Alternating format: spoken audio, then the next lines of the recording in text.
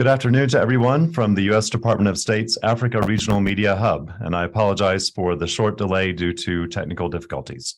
I would like to welcome our participants from across the continent and thank all of you for taking part in this discussion. Today, we are very pleased to be joined by U.S. Special Presidential Coordinator Amos Hochstein.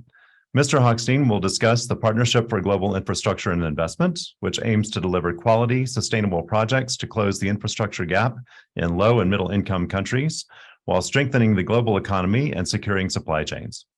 He will also discuss the upcoming G20 and U.S. Africa Leaders Summit. He is joining us from Washington, D.C. We will begin today's call with opening remarks from Coordinator Hochstein, and then we will turn to your questions. We will try to get to as many of them as we can during the time that we have.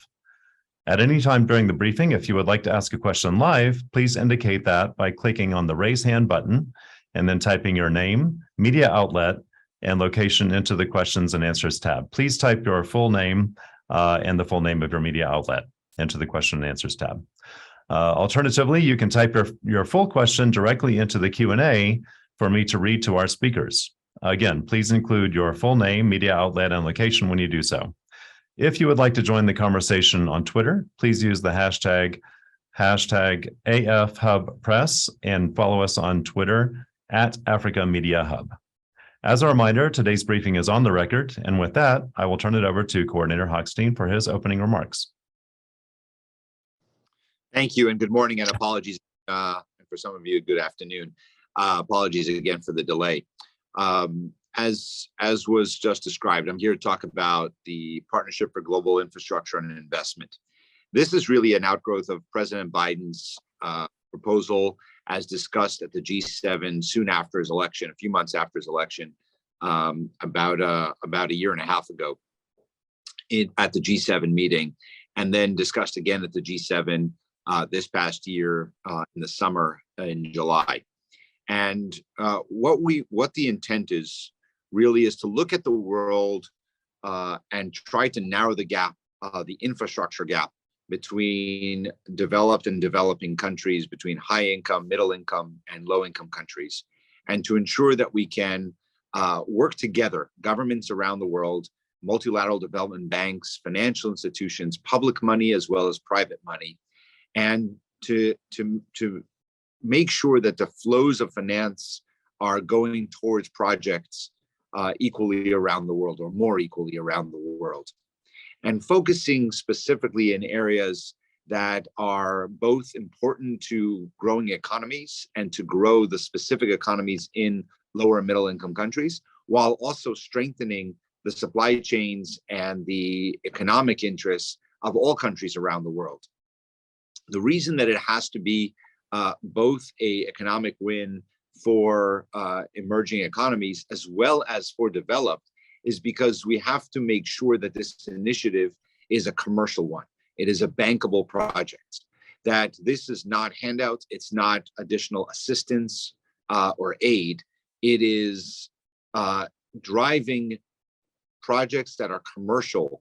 And to do that, there has to be an incentive not only of earning a dollar on these investments, but to really create economic ties, dependency ties between countries, between regions. And if you can create not just business deals that are going to make a return, but also strengthen the relationship between the countries, between the United States and countries that are, and countries in developing countries around the world, where one is a supplier of the other and one is an integrator of the other in both directions, that will create strong economic ties that are more lasting and enduring than just a number of transactions.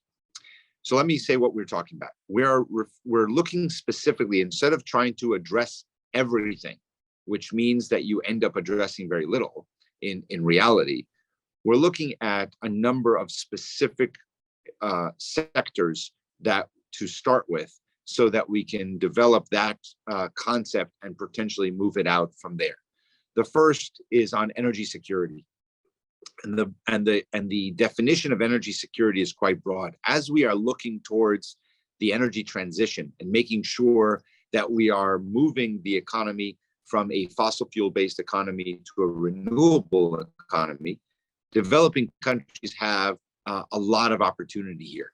One is skipping some generations of technology, enabling the connectivity of more people to electricity, especially at a time when we are electrifying almost everything.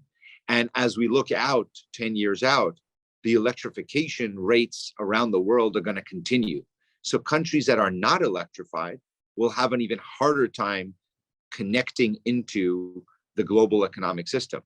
Second is that we have to develop, in doing an energy transition, we're really unplugging one part of the global energy system or the whole energy system, and we can't simply plug it in somewhere else. We have to build a whole new one.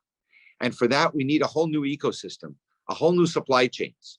And many of those areas that are needed for the supply chains of energy security, of 21st century clean energy, are in developing countries, whether it's the metals or the rare earths, or it's the processing facilities or the assembly lines. All these need to have to happen in a way that connects the world to each other and to itself.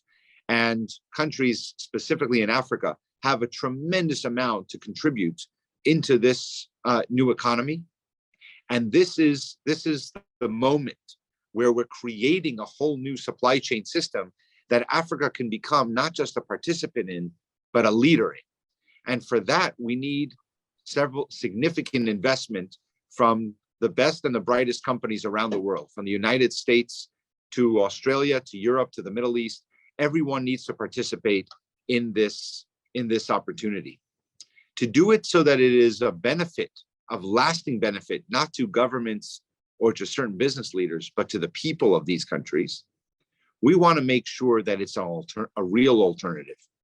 This is not trying to encourage companies to come and establish mining operations or take over mining operations or processing and just keep things as they are, but rather in a way that is open and transparent, where we know that the resources will be shared directly with the people, where we know that there'll be respect for internationally recognized labor laws, no more child labor in these mining operations or in these electricity utility operations and fixing, making sure that there's gender equality and there are opportunities for women in the workspace and providing women and men the kind of opportunities to have a better life, that the investment is done so that it is not just the businesses that are connected to the electricity grid and water systems and roads, but rather the people that work in those facilities are able to go to homes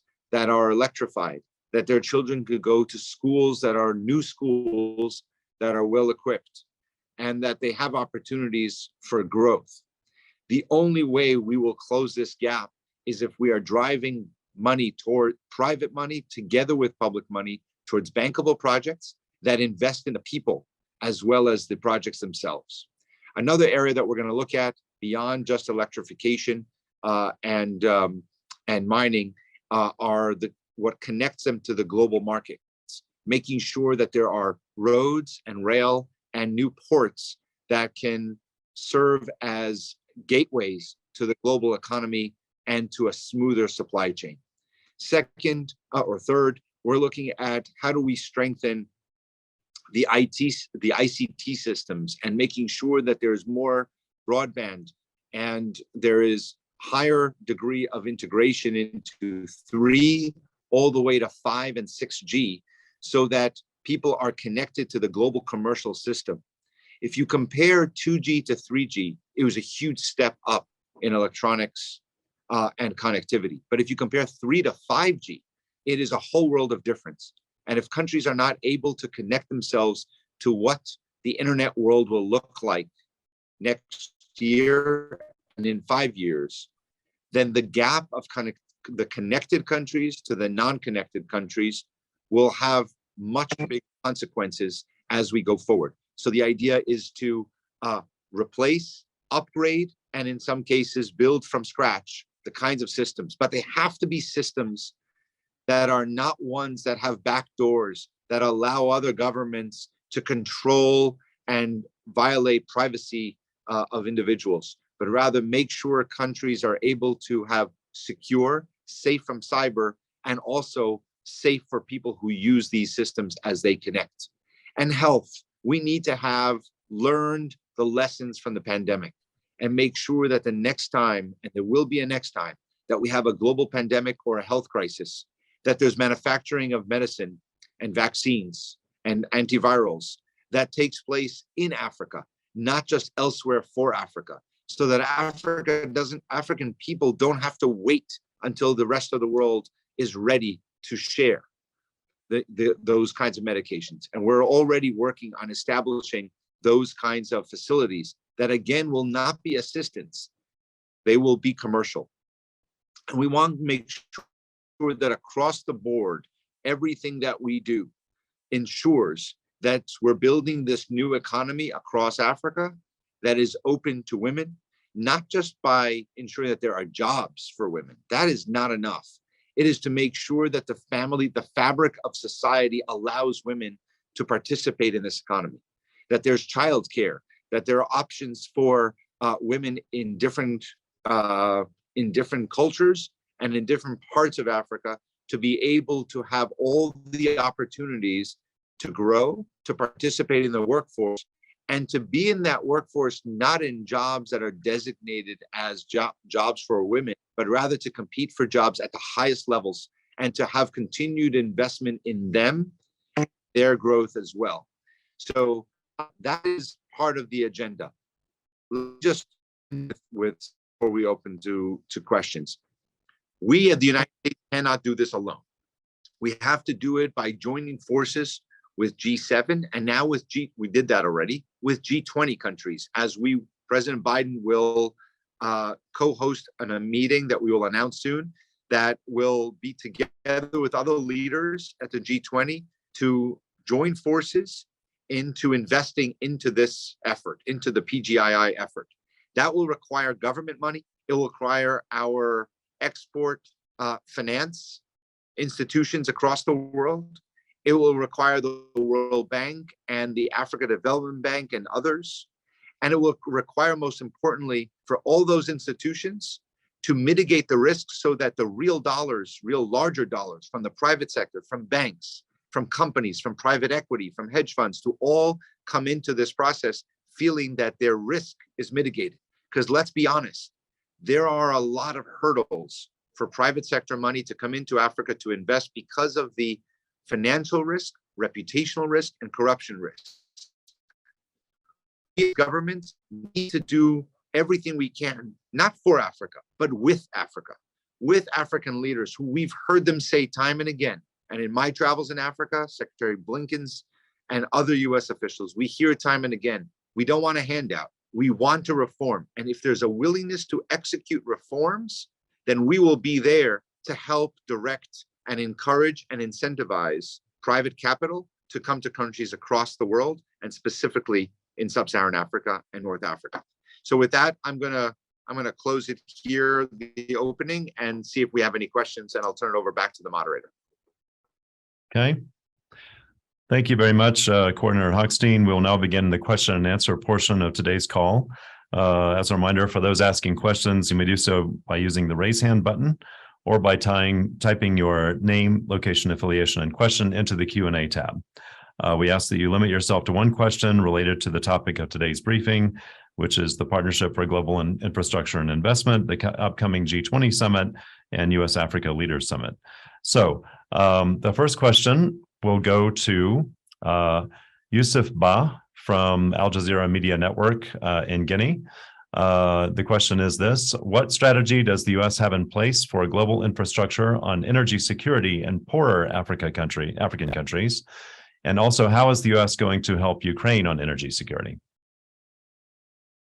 Well, I think it's a good question. I think, look, to do energy security, we've already done a couple of projects, and I'll give one as an example. We have, through our encouragement, we've launched a $2 billion project for solar power in Angola.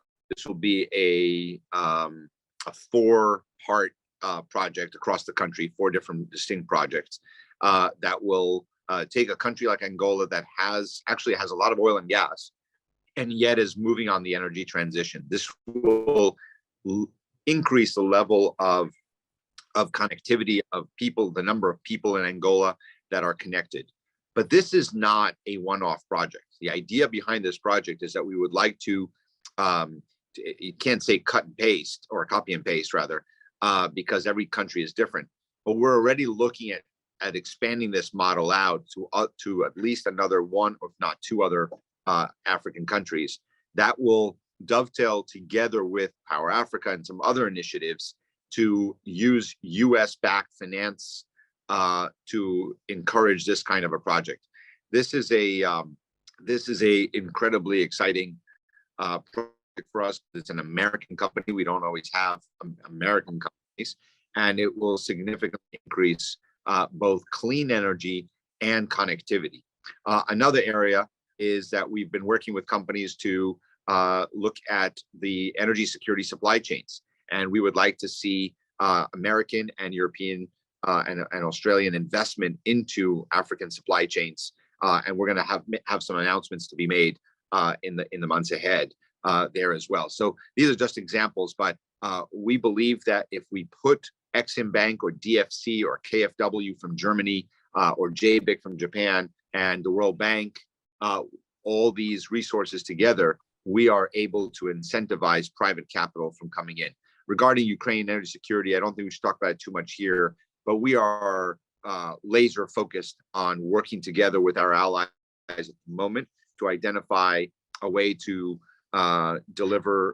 strengthen the energy equipment and energy infrastructure that the brutal Russian forces are attacking at the moment as they continue their senseless invasion into a neighboring country for no apparent reason except to sow chaos and vanity. All right, thank you very much.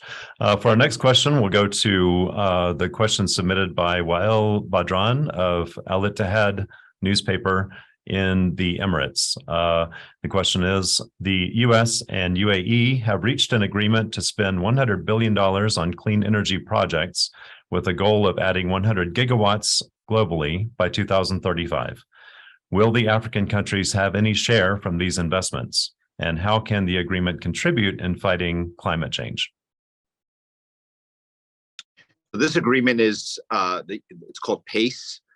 This agreement that we signed just last week is a truly exciting agreement between the U.S. and the United Arab Emirates leadership. It's a testament to two things. One, the absolute strength and growing strength of the bilateral relationship between the United States and UAE. We have this, our countries have forged a unique and remarkable bond.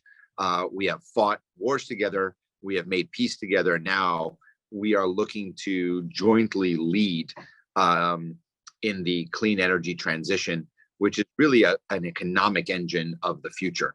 And specifically, this agreement looks at jointly investing $100 billion in the United States, in the United Arab Emirates, and in low and middle income countries. And Africa will be one of the regions that will benefit from this effort and this initiative 100%.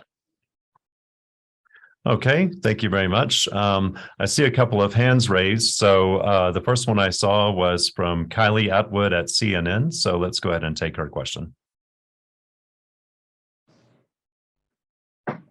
Hi, thanks for doing the call. Two questions almost. First, on the broadband and connectivity upgrading to 5G in Africa. I'm just wondering if you could be a little more specific as to where exactly in the continent you're eyeing to come in and replace those 2G and 3G networks. Obviously, a lot of them are backed by China. So how challenging is it to come in and be, the future alternative, and how quickly can that be done? And then just my second question, just on the numbers here, of the 600 billion that was pledged last year as part of this investment, how much of that has already been put to use? Thanks. Thanks, Kylie. Great questions. On the first one, So we're going to have some announcement to be made in short order on the 5G effort. You're right. Some of these are backed by Huawei and China.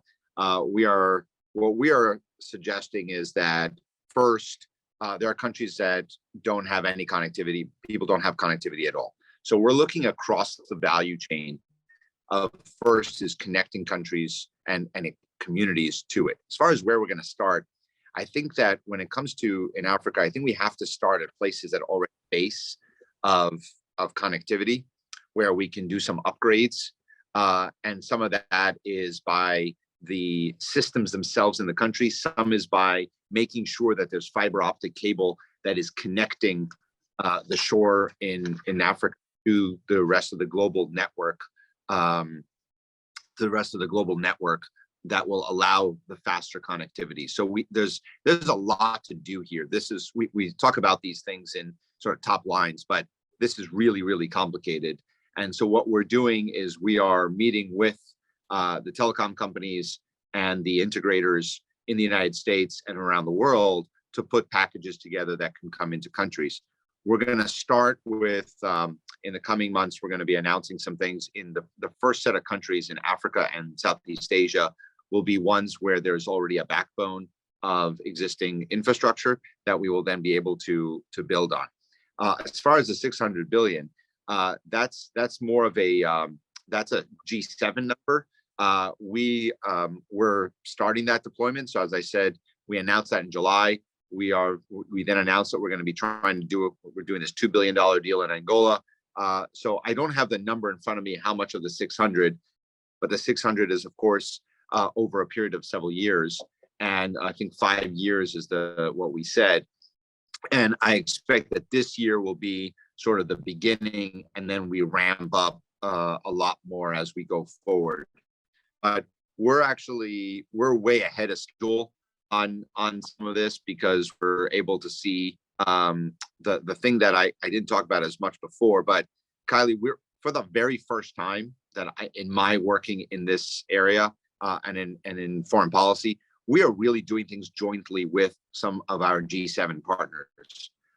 We are working very closely with Japan, very closely with Germany and Australia and others on co-investing money, identifying the resources that they have with ours. So I think this is really a model where it'll be difficult at the end to see how much is the American money versus other money, because we're going to blend some of that together in order to make this work. Lastly, I'll say, look, Africa is the hardest place to create brand new investment, but that is the challenge is also of the magnitude of the challenge is also the strength of the opportunity. And we are in advanced discussions with a number of global companies for new investments that they plan to announce in Africa across these issues and these sectors. And I hope to be making those in the next very few months. Okay, thank you very much. So our next question was submitted in the Q&A. Susan from Target Media asks, I would like to understand what the U.S. government is planning for South Sudan, the youngest country in the world that has seen vicious cycles of conflicts and still struggles with impacts of climate change, such as floods and drought. Look, no doubt that South Sudan, as the people of South Sudan have suffered everything from famine to war, and are dealing with the effects of climate change, and they have to be, our hearts go out there, and we have to see what we can do to increase opportunity for investment there.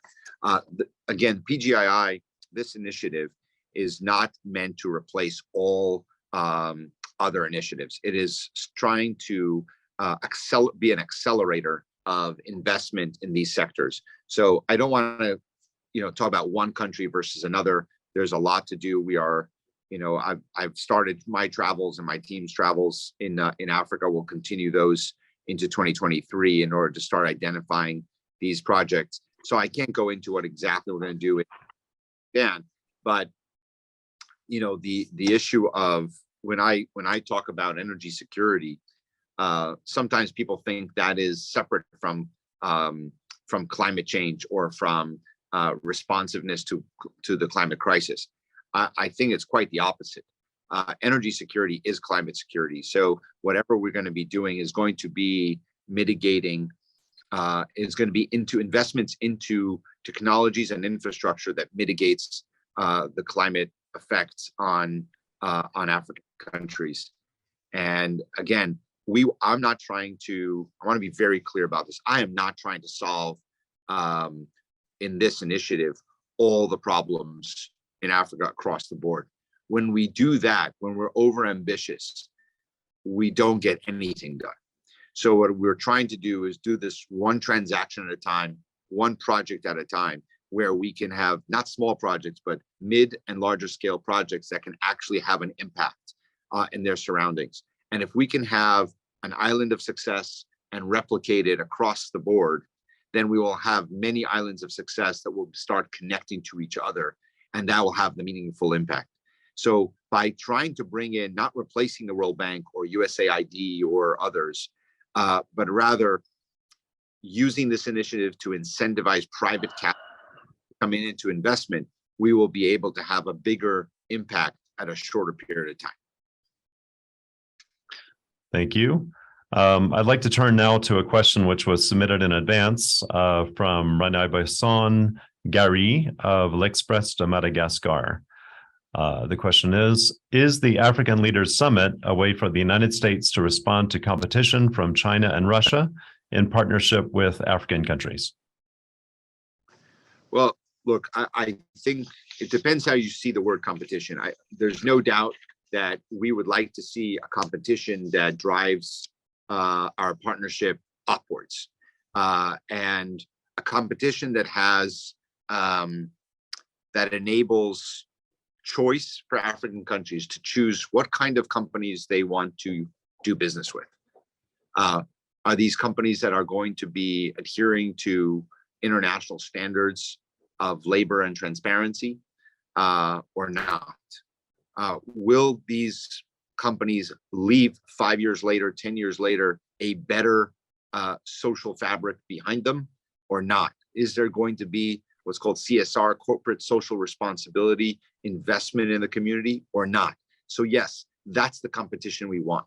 And it's not a secret competition. It's a very open and public competition. We believe that companies from the United States or from the G7 countries or G20 or some of the G20 countries, that those companies should be more interested in providing that option, providing that alternative to to people in Africa, to governments in Africa, to say, we don't want debt traps. We don't want enormous amount of financial investment that comes with remarkable debt. We want the kind of investment that benefits our countries in the long term. So yes, we want to compete. We want our companies to be in the game. We want to be in the competition between us and the alternatives. For too long, countries felt that they didn't have a competitive bidding, that companies just got their choice of investment and infrastructure and natural resources with no bidding at all. And where through corruption or other unfortunate methods, the people were robbed of their resources and of their opportunity. So yes, I want to compete. I want to compete, but I want it to be an open competition where make a choice. Here's what the alternatives are. And I think that most governments will choose the kinds of investments that are better for their people. And if they don't, at least their people will know that there was an option and that they could have done better. And then they can make their political views known as a result. Okay, thank you very much. I think we've got time for one more question. There was a question submitted in the Q&A. Samuel Tamene of EBS Television asks about U.S. plans to help Africa in its drive to speed up electrification. How much financing do you plan to invest in Africa, especially in the Horn of Africa? Well, as I said before, I think this is in conjunction with some of our other efforts on Power Africa that has already been in play for quite some time. And this, as I said, we're going to take the project that I described in Angola, where we're investing, financing a $2 billion project for solar power and battery power. We are going to replicate that in other places. And we're in conversation with other companies, Western companies, that are looking to make those similar kinds of investments to increase electrification. But what we want to do when we do the increase of electrification is to make sure that it's done in a way that is sustainable, long lasting, and part of where the global economy is going. We don't want to have short-term gains for longer-term pain. And we believe that that is entirely in line with what we hear from African leaders in almost every meeting. They want to be part of the energy transition. I think they deserve to be. They're now making their voices heard today and yesterday at the COP, and tomorrow. President Biden's going to be at the COP in just a couple of days. These